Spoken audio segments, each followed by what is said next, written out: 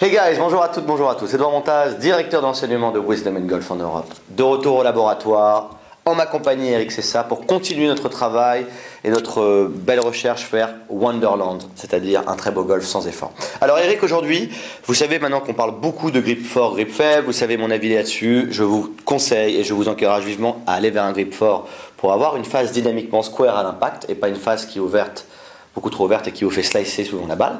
Et Eric va nous dire pourquoi anatomiquement c'est plutôt juste. Donc encore une fois Eric, on a une habitude continue à être bonne. Micro sur toi, c'est parti. Voilà.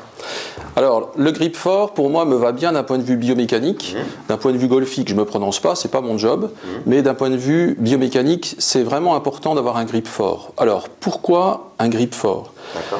Edouard, si tu prends un grip neutre, voilà. Donc, neutre, c'est les deux mains face à face. Voilà. On vient refermer les mains sur le club. D'accord, donc je vais me mettre très standard. Voilà.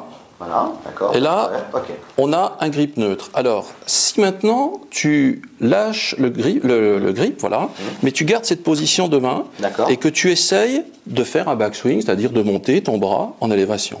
Ouais. Ça freine. Ça freine et on est bridé très rapidement en dessous de l'horizontale. Si maintenant on tourne cette main droite en supination, c'est-à-dire comme ça, voilà, ce qui va être un grip fort, et maintenant fait cette élévation, cette abduction. J'ai 10 fois plus d'espace, d'amplitude. Voilà, et surtout il y a une facilité dans le mouvement, c'est-à-dire qu'on n'est pas bridé, ça ne gêne pas. Donc ça c'est par rapport à la main droite. Donc l'intérêt au niveau du grip fort, c'est de placer sa main en supination pour avoir une facilitation au niveau de l'armement. Mais c'est la même chose par rapport à la main gauche. Voilà. Si on est dans un grip neutre et qu'on essaye de monter, ça freine encore ici. Alors là, ça va être sur le finish, mais surtout sur le backswing, parce que c'est ça le plus important, c'est le backswing qui nous intéresse. Je tourne les hanches, évidemment. Alors, sans les hanches pour l'instant. Si tu restes en grip neutre, tu vois qu'ici, tu es très vite limité. Voilà. Si maintenant, tu te mets en pronation, cette fois-ci, pour voir justement les têtes de phalange, et que là, on monte au niveau du backswing, je sens que ça peut monter plus haut. On est beaucoup plus libre au niveau de l'épaule. Voilà. Et si après on combine les deux mains sur un grip fort, on va avoir une grande facilitation au niveau élévation de l'épaule. Exactement. Voilà. Et c'est là qu'on peut connecter ça évidemment à l'outil, le marteau. On a un clou qui dépasse ici, on met un coup de marteau verticalement. Là, le grip faible peut avoir un sens. Mais si on parle de lévitation dans le backswing pour mettre un coup de marteau par là, j'ai mon clou qui dépasse ici.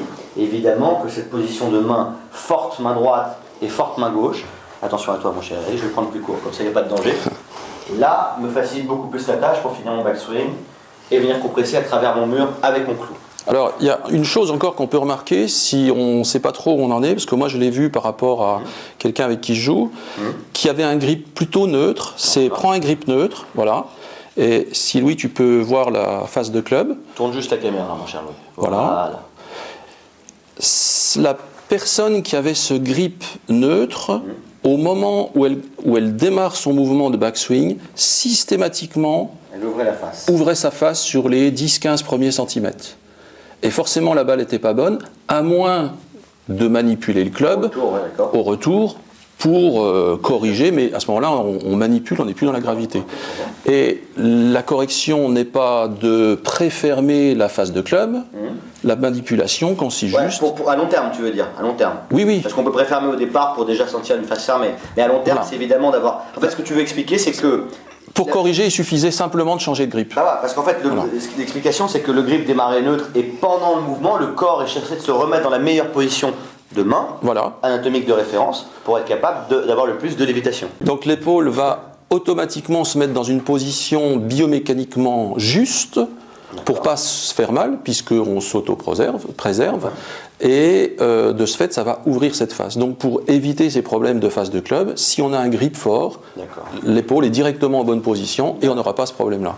Alors grip fort, allez voir les vidéos sur le grip fort, il y en a 2 ou 3, peut-être même 4 dessus, pour travailler le grip fort en connexion à la cible toujours. Et on revient avec une autre vidéo où on va vraiment parler de focus. A tout de suite les amis.